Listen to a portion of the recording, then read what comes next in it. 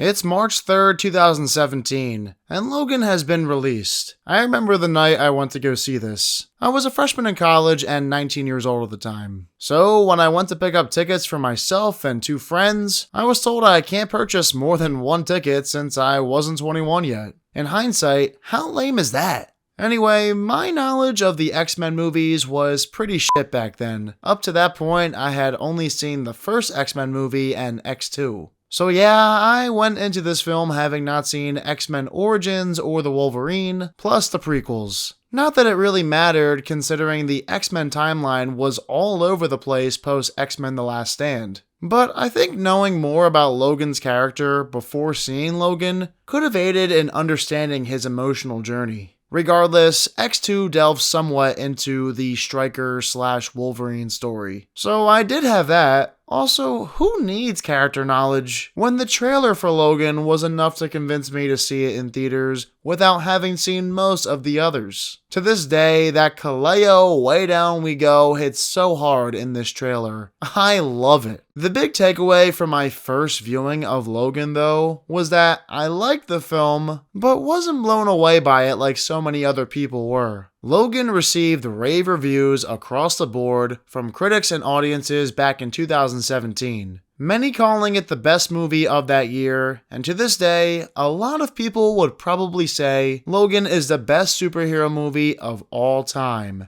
So now that we are 8 years removed from Logan's release, I want to revisit it. Up until this last week, my only viewing of Logan was in theaters. That's right, I had seen the film one time over the last 8 years. I've owned this Logan 4K for so long now too, and just got around to watching the movie again. But with all that time passing and realizing, oh wow, it's been that long since I watched Logan, right then and there, I knew I had to make a video on my updated thoughts. I have seen every single X-Men movie as it currently stands, besides the New Mutants because who cares? But yes, my knowledge of X-Men and the Logan character is far greater now than when I saw Logan the first time in 2017. And because of that, I figured on rewatch I'd enjoy Logan as much as other people did when it initially released. Alright, without further ado, let's dive into Logan 8 years later.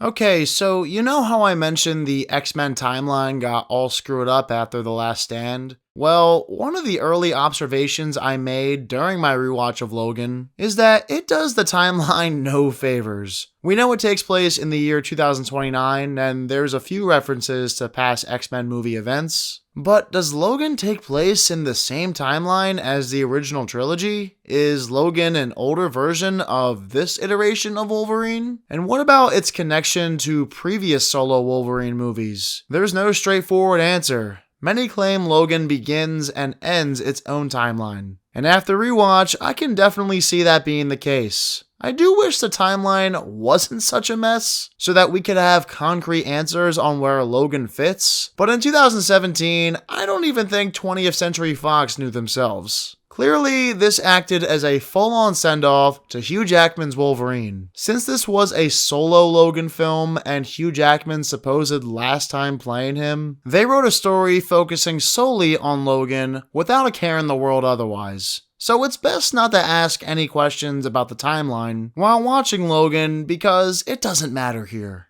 Anyway, speaking of Hugh Jackman and Logan, I think he should have been nominated for Best Actor at the Academy Awards. I know the Academy hates superhero movies, but come on, he was incredible. This is likely the best performance given by an actor in superhero history. One moment in particular that hits really hard is this scene shared between Logan and Laura. I don't know, it just feels so real, as if these two aren't acting at all. Maybe Hugh was exhausted from playing this angry character for almost 2 decades. Also, I like how he's a limousine driver in Logan. It makes Wolverine feel more genuine. He comes off like an ordinary guy rather than a superhero because of this. Real quick, if you're new here and enjoying this, hit that subscribe button and turn on all notifications for upcoming videos. Now, after Deadpool, Logan was the second rated R X-Men movie. The 2013 Wolverine film should have been rated R too, however, they didn't venture down that road until Logan for this character. And right from the start, they don't hold back on the blood and gore. Logan cuts up these guys pretty good. The action from beginning to end is as violent as ever. And looking back, I'm so happy they did this. It just feels right getting an R-rated Wolverine movie. Hugh Jackman's last ride needed that. I've always hated how he's sticking these huge claws into people and has no blood to show for it. Logan changed that for the best. I've got no complaints as far as this movie's action goes. Alright, delving a little into the story, an old dying Logan is tasked with driving a young mutant girl to the Canadian border who's on the run from an evil corporation. As it turns out, Logan is her biological father after she was created in a lab using his DNA. How they got his DNA, I have no idea. But whatever. His daughter Laura is a badass, man. At first on rewatch, I was like, ugh, I hate these types of stories. Then I forgot just how awesome Laura is. She's mute for a majority of Logan, but when fighting these bad dudes, she seriously kicks ass. And it helps that I like her relationship with Logan as the movie progresses. Sure, on-screen relationships like this have been overdone. However, they do a good job developing these two as father and daughter. By the finale, it truly feels like Logan has that fatherly love for Laura. When it comes to the organization who's after them, whatever their name is, it doesn't matter. The film's big baddie, Donald Pierce, is played by Boyd Holbrook. Unfortunately, I'm gonna have to point him out as one of my flaws with Logan. There isn't much to this guy. We know next to nothing about him. He's basically the lead henchman for this organization, and that's it. Listen, I understand. This movie is all about Logan and Laura's relationship. They had no time to develop a new villain. Still though, it's a little disappointing. In fact, because Boyd's villain is so weak, I view Richard E. Grant's Dr. Rice and his creation X-24 as the true main villains. This scene alone convinced me that X-24 is a much bigger threat compared to Donald. The shock value is crazy. Having X-24 actually murder an entire family, as well as like 10 other dudes. Someone else who dies during this sequence is Patrick Stewart's Charles Xavier. You gotta love Charles in this movie. His mind is starting to fade because of dementia, so Logan takes care of him here. And just like Logan's relationship with Laura, you get all in your feels anytime Charles and Logan interact. Charles has never been this vulnerable before. And he's just adorable. That's the best way to describe it. You want him protected at all costs. So when he's murdered by X-24, it's crushing. His death and burial was as good as it gets for a superhero movie. If only the MCU didn't bring him back again, just to have him killed for a third time. So throughout Logan, the three of them go on this road trip, constantly running from Dr. Rice and company. By the end, after Charles' death, Logan finally reaches the Canadian border. But instead of accompanying Laura and these other mutant children from her lab to safety, Logan leaves them on their own. And of course, that allows Dr. Rice and his army to go after them one last time. Which means Logan, who's essentially dead, has to save the day. And yes, this is a very satisfying conclusion. Logan and Laura tear these bad guys apart. I will say they do a great job making you hate the villains. So when Dr. Rice and Donald are murdered, you're beyond happy about it. To this day, I am confused why the adamantium bullet kills X-24. As we saw in X-Men Origins, Wolverine gets shot in the head by a few of these bullets, but survives. If anyone can explain this to me, you'd be a big help. All in all, Logan's finale is pretty damn entertaining. I don't know what it is though, but I didn't cry on rewatch when Logan died. Anytime I watch Endgame, I cry during Tony's death. On the other hand, for whatever reason, I don't cry for Logan. And now looking back, I figured out why I wasn't as high on Logan initially as many other people were. Tear-jerking moments can do wonders for a film, but Logan has yet to get me emotional.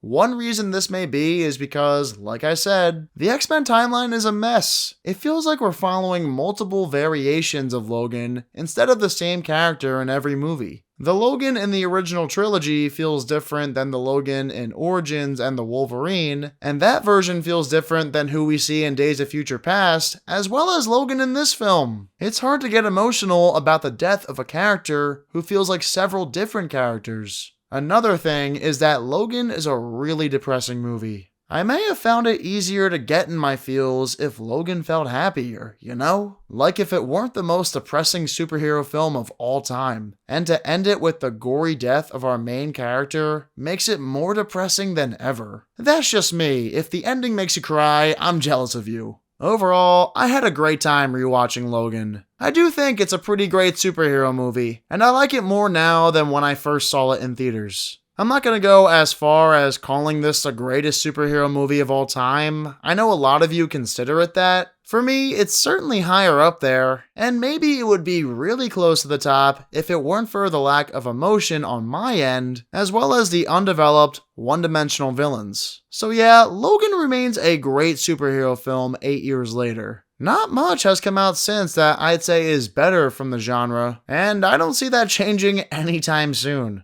But I'm curious to hear your thoughts. How do you feel about Logan? Does it hold up 8 years later? Is it truly the greatest superhero movie of all time? Let me know in the comments. Well, thank you all so much for watching this video essay. Again, if you haven't done so already, click that subscribe button and give this video a like if you enjoyed yourself. I'll catch you all in the next one. See ya then.